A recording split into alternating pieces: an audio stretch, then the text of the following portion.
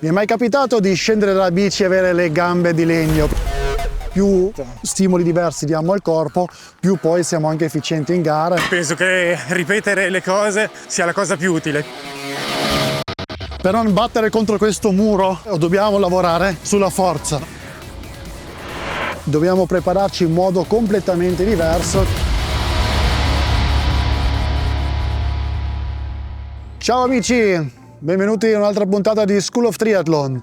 Oggi vogliamo parlare di transizioni. Mi è mai capitato di scendere dalla bici e avere le gambe di legno proprio belle, dure, ci sono due blocchi di marmo e dici: ma io tutto quest'inverno ho corso? Mi sembra di correre la prima volta? Ecco, queste sono un po' le sensazioni che purtroppo ci troviamo all'inizio stagione e cerchiamo di evitare questa cosa e cerchiamo io e Dario, che oggi me la sono portato di nuovo, di darvi qualche consiglio per evitare proprio questa cosa qua, queste sensazioni brutte. Cosiddette gambe imballate da evitare le prime gare. Un po' saranno comuni, però con qualche consiglio giusto cerchiamo di prevenire questa sensazione o abituarci a gestirla, insomma.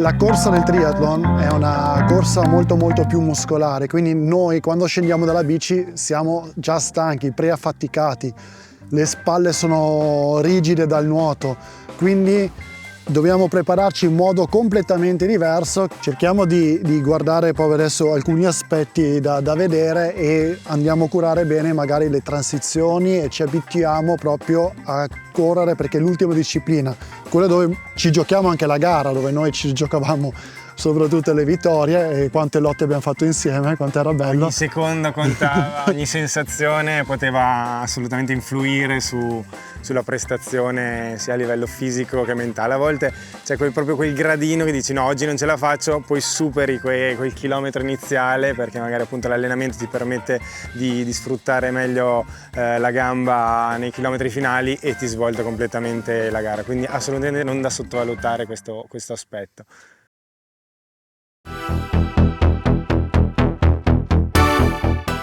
E grazie anche oggi a Cetilar Nutrition di farci provare i loro prodotti che noi apprezziamo molto. Qua oggi abbiamo il Balance Race Bar, una barretta bilanciata tra carboidrati e proteine. Utile soprattutto se dobbiamo fare uno spuntino veloce prima dell'allenamento intenso per non mancare mai di energia. Contiene anche minerali come ferro, magnesio, sucro sommiale e zinco. Scoprite i prodotti sul sito e come sempre tutti i prodotti Cetilar Nutrition sono Glacier e doping free.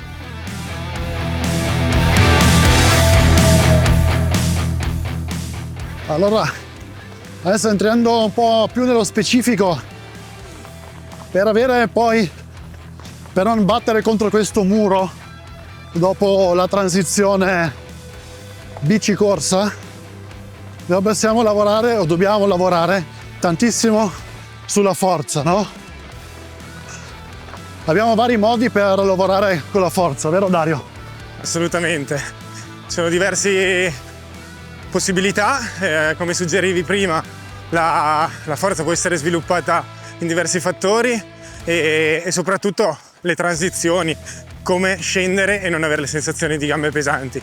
Le salite brevi possono essere un ottimo indizio, possiamo lavorare anche in palestra se non abbiamo a disposizione delle salite vicino, e sicuramente le transizioni, le nostre preferite, i combinati, quindi bici corsa, per me sono sempre state fondamentali per arrivare pronto alla gestione di gare veloci. Quello di cui abbiamo accennato sono questi classici multicombinati che si facevano e non si fanno neanche solo una volta, che nel senso non è che vado a casa, mi cambio con calma, anzi provo già il body da gara, mi trovo una bella zona dove posso fare un cambio, quindi in sicurezza sempre, magari al di fuori dal traffico e dalle macchine. Scendo in bici, mi faccio un percorsino magari di 50 metri dove simulo un po' la zona cambio insieme con la bici, metto giù la bici, cerco di infilare anche le scarpette velocemente e poi parto già magari anche sopra il ritmo di gara e faccio una distanza breve che possa essere 500 o 1000 metri e poi magari una corsa blanda, torno, faccio di nuovo un po' di bici con qualche lavoro più intenso, specifico, e lo ripeto questo lavoro per 3-4 volte. Sì, penso che ripetere le cose, come dicevi tu, su distanze brevi sia la cosa più utile per metabolizzare il gesto, per capire anche come gestire meglio questa fase e, perché no, anche finito un allenamento di bici in modo più tranquillo si può andare a fare una corsetta più o meno spinta per cominciare a digerire queste cose. Però l'allenamento veloce, specifico e ripetuto è sempre la chiave, come spesso si vede. Anche perché bisogna anche pensare che c'è anche lo stress della gara, no? Quando uno fa i cambi troppo lenti a casa perché diceva mi prendo tutto un po' con calma, non va bene, perché io comunque quando sono in gara sono più stressato, ho tanta gente intorno, quindi ci sono tanti fattori che influiscono sulla mia prestazione. Facendo la cosa, cioè il cambio, la transizione, che sono affaticato, ho il fiatone, devo pensare, e il casco, e la scarpa, e poi c'è anche alcune regole, dovevo lasciare tutto il materiale a sinistra della bici come in Italia. Sono tante cose che devo pensare, mi portano via energia, più volte le faccio, le automatizzo, una volta automatizzate è molto più semplice poi riprodurle in gara. Pensiamo sempre che, adesso parlando di sprint e olimpico, lo sprint sono 5.000 metri, no? Se io ci mettiamo 20 minuti, ci corro a 4, per migliorare di 30 secondi che io posso perdere in zona cambio, mi devo allenare tanto, devo fare molto di più. Invece se in transizione riesco a guadagnare quei 20 secondi, quei 15 secondi, ho già un vantaggio e la mia prestazione migliorerà. Assolutamente, io sono grande fan delle transizioni, è sempre stato un mio punto di forza, ci ho vinto un campionato italiano di duathlon proprio perché il secondo ha fatto un tempo migliore di me nella corsa, ma io ho fatto molto meno di lui nella transizione e quindi quei 10 secondi sono bastati per aggiudicarmi il titolo. Quindi focalizzatevi anche su questi dettagli, perché il triathlon non è nuoto bicicorsa ma è uno sport unico e comprende anche la T1 e la T2 che spesso vengono ignorate o messe in secondo piano, ma sono sempre fondamentali. Quindi alleniamo anche i dettagli oltre che le gambe.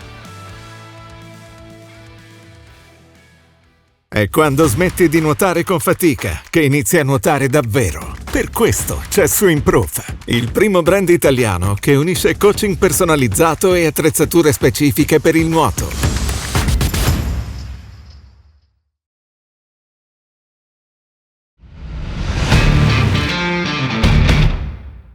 Visto considerando che stiamo parlando di transizioni, di velocità, bisogna usare anche la calzatura quella corretta. Quindi adesso Daria ci spiegherà un attimo meglio cosa vuol dire calzatura corretta.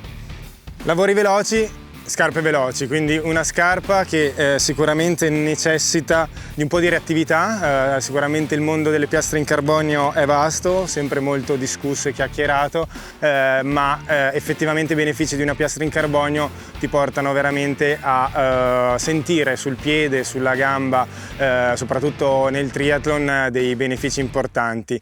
Però non è necessaria per tutte le tipologie di runner, soprattutto chi si avvicina.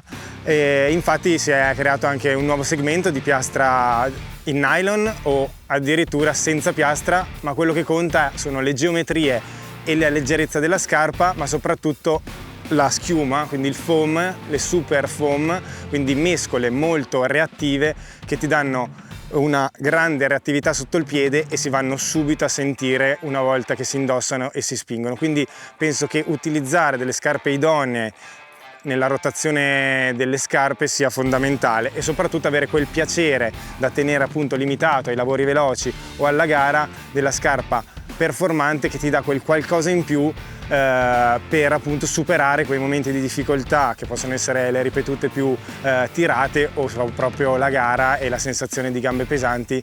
Magari una scarpa veloce con piastra in nylon o ripeto senza piastra ma con super foam ti garantisce di avere.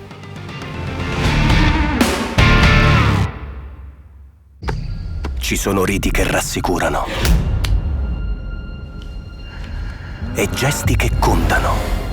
Ogni sacrificio è un passo avanti. Ogni scelta fa la differenza.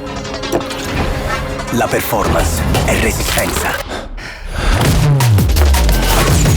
È Cetilar Nutrition, prima, durante e dopo la prestazione. La performance è scienza.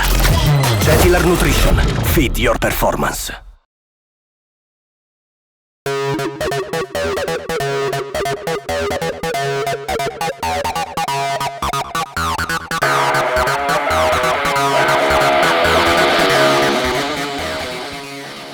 Bene, giunto a questo quasi alla chiusura, vogliamo darvi ancora gli ultimi consigli come capitalizzare la forza traducendolo in velocità.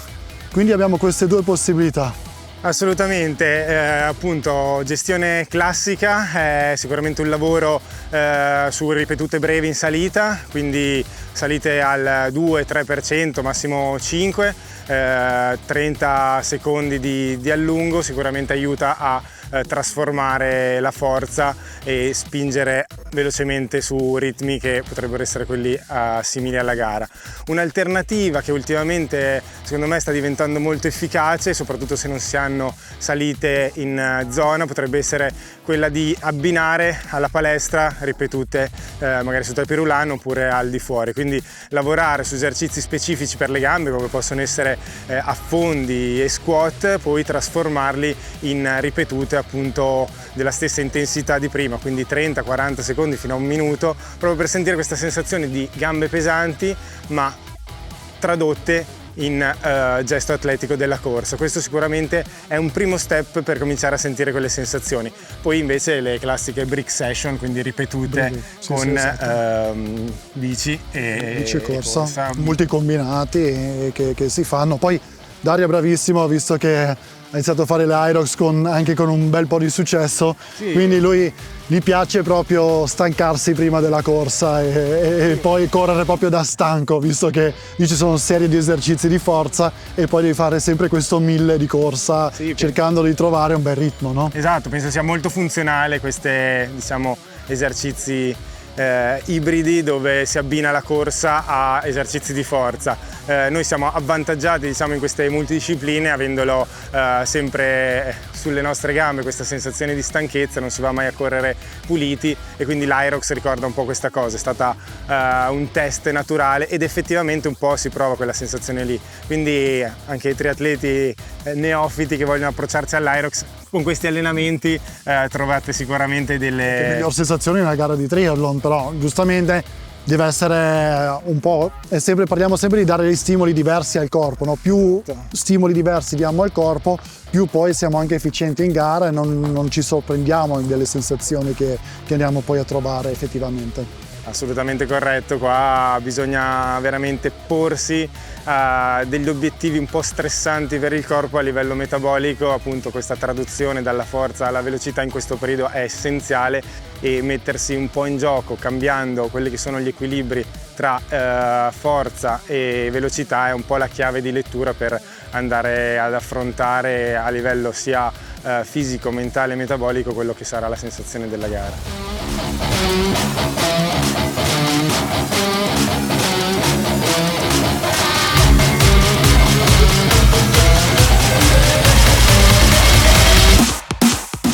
Va bene amici, siamo in chiusura, spero che vi sia piaciuto questo percorso di School of Triathlon, spero che siamo riusciti a darvi qualche consiglio, vi rimane soltanto ora di allenarvi, di crederci, di essere motivati, di andare sul sito Endu e vedere le gare che vi piacciono e iscrivervi.